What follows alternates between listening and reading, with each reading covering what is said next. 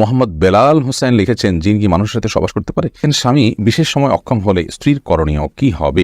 মেয়েদের পেশাবের পরে পানি ব্যবহার করার পরে মোছার জন্য আলাদা কাপড় ব্যবহার করা জরুরি কিনা? রাকিব আপনি লিখেছেন, হস্তমৈথুনে হবু স্ত্রীর হক নষ্ট করা হয় কিনা? আপন দুই বোনকে একত্রে বিয়ে করা যাবে কিনা? ভাঙা প্লেটে খাওয়া যাবে কিনা? আজানের সময় কিছু খেলে গুনাহ হবে কিনা? লিখেছেন, টিকটিকি দেখলে কি মারতেই হবে? প্রয়োজনে কি খুঁজে খুঁজে মারতে হবে? বিষয়টা নিয়ে খুব দ্বিধাদ্বন্দ্বে আসি, জানাবেন প্লিজ। পরিস্থিতির কারণে স্বামী স্ত্রী যদি 5 বছর দূরে থাকে তাহলে শরীয়ত মোতাবেক স্বামী স্ত্রীকে কি আবার বিয়ে করতে হবে? অ্যালকোহলযুক্ত পারফিউম ব্যবহার করে নামাজ আদায় করলে নামাজ হবে কিনা? অনেক জায়গায় বসে প্রস্রাব করার ব্যবস্থা নেই, দাঁড়িয়ে পেশাব করতে হয়, এরকম পরিবেশ আমরা কি করব? নামাজের সময় পাশ দিয়ে কেউ গেলে বা আসলে আমার আম্মু নামাজের ভেতরেই তাকায়, এতে নামাজের কোনো সমস্যা হবে কিনা? চলুন আপনাদের যে সমস্ত প্রশ্ন ইতিমধ্যে চলে আসছে সেগুলোর উত্তর দেওয়ার পালায় আমরা প্রবেশ করি। ফয়সাল আহমেদ আপনি লিখেছেন, টিকটিকি দেখলে কি মারতেই হবে? প্রয়োজনে কি খুঁজে খুঁজে মারতে হবে? বিষয়টা নিয়ে খুব দ্বিধাদ্বন্দ্বে আসি, জানাবেন প্লিজ। না, খুঁজে খুঁজেই আপনাকে মারতে হবে এমন কিছু কোনো বাধ্যবাধকতা নেই, বরং আপনার চোখে পড়েছে উপদ্রব করে আপনি মারবেন, কিন্তু এটার জন্য আপনি খুঁজে খুঁজে বেড়াবেন, এটার পিছু পিছু ঘুরে বেড়াবেন, আপনার অনুসন্ধান করে বেড়াবেন, এই কথা হাদিসে বলা হয়নি।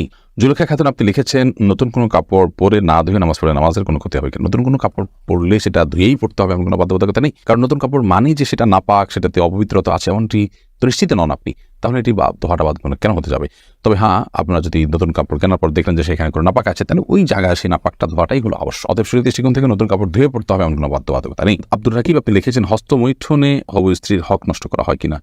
এটি আপনার স্বাস্থ্য নষ্ট হয়, আপনি নিজের হক নিজে নষ্ট করছেন, নিজের আমল নষ্ট করছেন, এবং এর মাধ্যমে যদি আপনার যৌন শক্তি কমে যায় সেক্ষেত্রে আপনি স্ত্রীর হক নষ্ট করছেন, অবশ্যই সেজন্য এটি নাজায়েজ এবং গুনাহের কথা, হারাম। শারমিন আক্তার মিলি লিখেছেন, পরিস্থিতির কারণে স্বামী স্ত্রী যদি 5 বছর দূরে থাকে তাহলে শরীয়ত মোতাবেক স্বামী স্ত্রীকে কি আবার বিয়ে করতে হবে? না, 5 বছর কেন, 10 বছরও যদি কোনো কারণে দূরে থাকে, তাদের মধ্যে বিচ্ছেদ বা তালাক না হয়, তাহলে তারা পুনরায় বিয়ে করতে হবে না, তাদের সম্পর্ক টিকে থাকবে তালাক না হওয়া পর্যন্ত। রাইসানি আপনি লিখেছেন, আজানের সময় কিছু খেলে গুনাহ হবে কিনা?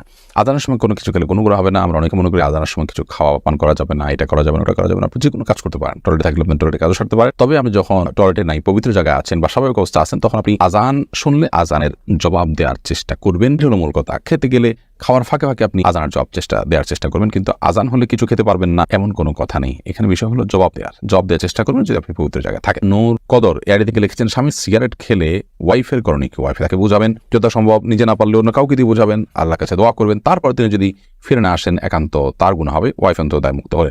রোহান আপনি এর দিকে লিখেছেন, শীতের দিনে টাকনুর নিচে কাপড় পরা যাবে কিনা? সর্বাবস্থায় টাকনুর নিচে কাপড় পরা হারাম, বিশেষ করে জামা, জুব্বা, চাদর এবং এই জাতীয় যেগুলো উপর থেকে মানুষ নিচের দিকে যায় আর কি, আর যেগুলো নিচের দিক থেকে উপরের দিকে থাকে এবং নিচ থাকেই টাকনুর নিচে, যেমন মোজা, তারপর এমন কোনো জামা যেটা মোজার সাথে জামার সাথে অ্যাটাচড, আলাদা করে খোলার কিছু নেই, সেগুলো কথা ভিন্ন সব। বাকি শীতের অজুহাতে টাকনুর নিচের পোশাক পরা যায়, তাই প্রয়োজন মোজা পরিধান করবেন। আরিফ রহমান আপনি লিখেছেন, আপন দুই বোনকে একত্রে বিয়ে করা যাবে কিনা? এই বিষয়ে ইসলামিক বিধানকে সম্পূর্ণ হারাম। আপন দুই বোনকে একসাথে বিয়ে করা যাবে না, এমনকি পৃথক করে বিয়ে করা যাবে না। এক বোন স্ত্রী থাকার সময় অন্য বোনকে বিয়ে করা যাবে না, অর্থাৎ এট এ টাইম দুজন বোন কারো স্ত্রী হতে পারেন না, এটি হারাম। শুধু এটি নয়, এমন দুজন নারীকে একসাথে স্ত্রী হিসেবে রাখা যাবে না যেই দুজন নারীর একজন পুরুষ হলে আরেকজনের সাথে তাদের নিজেদের বিয়ে জায়েজ হতো না, এরকম সম্পর্কের দুজন নারীকে একসাথে স্ত্রী হিসাবে রাখা জায়েজ নয়। হ্যাঁ, একজনকে বিয়ে করেছেন, তার সাথে বিচ্ছেদ হলো বা তিনি মারা গেলেন, তারপর অন্যজনকে বিয়ে করেছেন, তারপর সেটি জায়েজ। বিলকিস বেগম আপনি লিখেছেন, মেয়েদের পেশাবের পরে পানি ব্যবহার করার পরে মোছার জন্য আলাদা কাপড় ব্যবহার করা জরুরি কিনা? না, আলাদা কাপড় ব্যবহার করা জরুরি না। পানি ব্যবহার করার পরে যদি নাপাক দূর হয়ে গেছে মনে হয়, তাহলে সেটি যথেষ্ট, আলাদা করে কাপড় ব্যবহার করার প্রয়োজন নেই। আশফাকুর রহমান আপনি লিখেছেন, স্মৃতিশক্তি কিভাবে বাড়ানো যায়? আমার তেমন কিছুই মনে থাকে না, একদিকে পড়ি অন্যদিকে ভুলে যাই। আল্লাহ মাফ করুন, যদি এই পরিস্থিতি হয় তাহলে সেক্ষেত্রে প্রথমত গুনাহ এবং অপরাধ এবং পাপের কাজগুলো আপনার পরিহার করে চলা উচিত, বিশেষভাবে যত্ন সহকারে। সেই সাথে আল্লাহ তাআলার কাছে দোয়া করা উচিত স্মৃতিশক্তি বাড়ানোর জন্য। শেখ রোকনুজ্জামান লিখেছেন, অনেক জায়গায় বসে প্রস্রাব করার ব্যবস্থা নেই, দাঁড়িয়ে পেশাব করতে হয়, এরকম পরিবেশ আমরা কি করব? যদি কোনো প্রকার ব্যবস্থা না থাকে এবং দাঁড়িয়ে পেশাব করা ছাড়া নিরুপায় থাকেন, তাহলে আপনি অবশ্যই দাঁড়িয়ে পেশাব সেখানে করতে পারেন, যেহেতু আপনি নিরুপায়। কিন্তু নিয়মিত অভ্যাস বাড়ানো সঠিক নয়, কারণ নবী করিম সাল্লাল্লাহু আলাইহি ওয়াসাল্লাম বসেই পেশাব করতেন। তবে বিশেষ একবার তিনি দাঁড়িয়ে পেশাব করেছেন এবং সেটি কারণ ছিল এমন একটা জায়গায় তিনি গেছেন যেখানে ময়লা আবর্জনা চতুর্দিকে ফেলেছে মানুষ এবং সেখানে বসার মতো কোনো জায়গা ছিল না, সেজন্য তিনি সেখানে দাঁড়িয়ে পেশাব করেছেন। তন্নি আইডি থেকে আপনি লিখেছেন, নামাজের সময় পাশ দিয়ে কেউ গেলে বা আসলে আমার আম্মু নামাজের ভেতরেই তাকায়, এতে নামাজের কোনো সমস্যা হবে কিনা? না, অবশ্যই তার দিকে তাকানো উচিত নয়, কারণ সালাতরত অবস্থায় কেউ যাচ্ছে তার দিকে আপনি তাকানোটা আপনার সালাতের যে খুশু এবং ক্ষুদ্র তার বরখেলাফ হয়। বাট যেটি করা উচিত সেটি হলো, নবী আলাইহিস সালাম বলেছেন, তোমার সালাতের সামনে যদি কেউ যায় তাহলে সেক্ষেত্রে তাকে বাধা দাও। কোনো বর্ণনা আছে তাকে তার সাথে লড়াই লিপ্ত হয়, কারণ সে শয়তান। কারণ সে তোমার মনোযোগকে নষ্ট করছে, তোমার সালাতের এরিয়ার মধ্যে এসে তোমার দৃষ্টিকে আকর্ষণ করে ফেলছে এবং মনোযোগে ব্যাঘাত সৃষ্টি করছে। এই জন্য তাকে বাধা দিতে বলা হয়েছে। সেই বাধার অংশ হিসাবে এরকম হাত দিয়ে তাকে ইশারা দিয়ে দেওয়া যেতে পারে যদি সে টের না পায়। এর বাইরে তার দিকে তাকিয়ে থাকলে তো কোনো লাভ নাই, বিধায় তাকিয়ে নিজের সালাতের মনোযোগ নষ্ট করার তো কোনো যৌক্তিকতা নেই, বিধায় আপনার আম্মাকে বলতে হবে এই কাজটি করা যাবে না। এবার মিনহাজউদ্দিন লিখেছেন, অ্যালকোহলযুক্ত পারফিউম ব্যবহার করে নামাজ আদায় করলে নামাজ হবে কিনা? জায়েজ হয়ে যাবে, বিশেষ করে যে অ্যালকোহল আমরা ব্যবহার করি, এখানে যে পারফিউম ব্যবহার করি এটা যে অ্যালকোহল থাকে এটা কেমিক্যাল, এটা খাবার মানে যেটা পানীয় অ্যালকোহল মদ সেটা না, এটা কেমিক্যাল মাত্র। তারপরেও সালাতের কিছুটা আগে ব্যবহার করলে বাষ্প হয়ে অ্যালকোহলটা উড়ে যাবে, তারপর সালাতে করবেন, সেটা সবচেয়ে সেফ এবং নিরাপদ। এছাড়া ডানা এআইডি থেকে আপনি লিখেছেন, স্বামী বিশেষ সময় অক্ষম হলে স্ত্রীর করণীয় কি হবে? স্বামী যদি অক্ষম হয় পুরোপুরি এবং স্ত্রী যদি তার যে চাহিদা আছে এটি পূরণ না হওয়ার কারণে তিনি গুনাহে এবং পাপে লিপ্ত হয়ে যেতে পারেন এমন আশঙ্কা তৈরি হয়, তাহলে সেক্ষেত্রে অবশ্যই সে স্বামী থেকে তিনি বিচ্ছেদ নেবেন। যদি সেটা চিকিৎসার অযোগ্য হয়, চিকিৎসার যোগ্য হলে সেটার জন্য অবশ্যই তিনি সময় দিবেন, সুযোগ দিবেন, চেষ্টা করবেন নিজে। যদি তারপরও কোনো উপায় না থাকে এবং চিকিৎসার অযোগ্য হয়, তাহলে সেক্ষেত্রে তিনি সেখান থেকে বিচ্ছেদ নিয়ে অবশ্যই অন্যত্র বিয়ের উদ্যোগ গ্রহণ করতে পারেন, শরিয়া সেই অধিকার তাকে দিয়েছে। এরপরে মোহাম্মদ বেলাল হোসেন লিখেছেন, জিন কি মানুষের সাথে সবাস করতে পারে? জিন মানুষের স্ত্রী মিলনে মানুষের সাথে সামিল হতে পারে বলে বর্ণনা থেকে বোঝা যায়। বিশেষ করে যখন বিসমিল্লাহ কেউ পাঠ না করে তখন জিন সেখানে সামিল, খুব ভয়াবহ কথা অবশ্য। তো এই জন্য মুসলমান সব ক্ষেত্রেই, শুধু এটি নয়, আপনার খাওয়া দাওয়াতে জিন সামিল হতে পারে, ঘুমের সময়, বাসা প্রবেশের সময় তার সাথে প্রবেশ করতে পারে। তো এই জন্য বাসা প্রবেশের সময়, খাবার পান করার সময় এবং স্ত্রী মিলনের সময় সবগুলোতে বিসমিল্লাহ বলতে হয়। বিসমিল্লাহ বললে শয়তান আর সেখানে অংশগ্রহণের কোনো সুযোগ পায় না। মেহেদী হাসান মিনহাজ আপনি লিখেছেন, শীতকাল যখন আমরা ওয়াশরুমে মলমূত্র ত্যাগ করি তখন দেখা গেছে ওই মলমূত্রের থেকে জলীয় বাষ্প উপরে ওঠে এবং আমাদের গায়ে লাগে, এক্ষেত্রে করণীয় কি? দরকারি প্রশ্ন।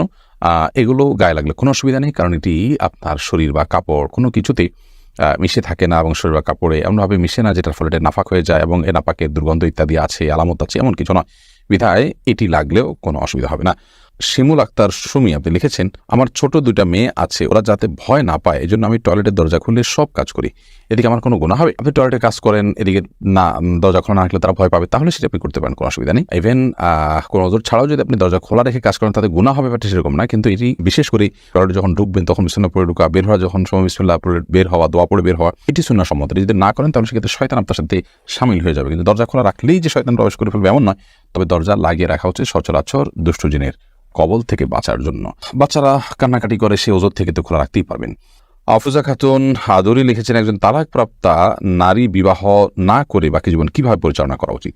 তালাকপ্রাপ্তা নারী তিনি যদি বিবাহ না করলে তার কোনো পাপে লিপ্ত হওয়ার আশঙ্কা তৈরি না হয়, ধরুন অনেক বয়স হয়ে গেছে বা তার শরীরে সেরকম কোনো যৌন আকাঙ্ক্ষা তৈরি হয় না, তাহলে সেক্ষেত্রে তিনি বাকি জীবন বাবার বাড়িতে বা কোনো জায়গায় কাটাতে পারেন। তিনি নিজে উপার্জনের কোনো হালাল ওয়ে থাকলে পর্দার সাথে সেটি তিনি করতে পারেন এবং জিকির আজকার মাধ্যমে তিনি বাকি জীবন কাটাতে পারেন। কিন্তু বিবাহ করে যদি তিনি কাটান সেটা তার জন্য উত্তম, কারণ নবী রাসূলুল্লাহ সাল্লাল্লাহু আলাইহি ওয়াসাল্লাম বিবাহিত ছিলেন এবং ফিতনা থেকে বাঁচার জন্য এটি অনেক সময় প্রয়োজন হয়। আর যদি ফিতনা পতিত আশঙ্কা থাকে কোনো রকম, তাহলে সেক্ষেত্রে একাকী তার জন্য থাকা জায়েজ নয়।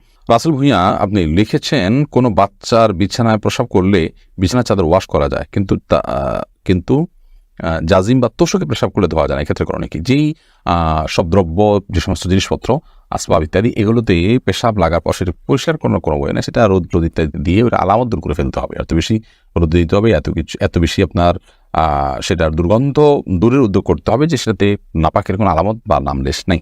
তো এর মাধ্যমে সেটি পাক হয়ে যাবে। বিশেষ করে ফ্লোর, ওয়াল, গাছ, এই টাইপের অনেক কিছুই আছে যেগুলোকে ওইভাবে আসলে ধোয়া সম্ভব হয় না। তো সেগুলোতে নাপাকের আলামত যেটি আছে সেটা দূর হয়ে গেলে সেটি ব্যবহার করা যাবে।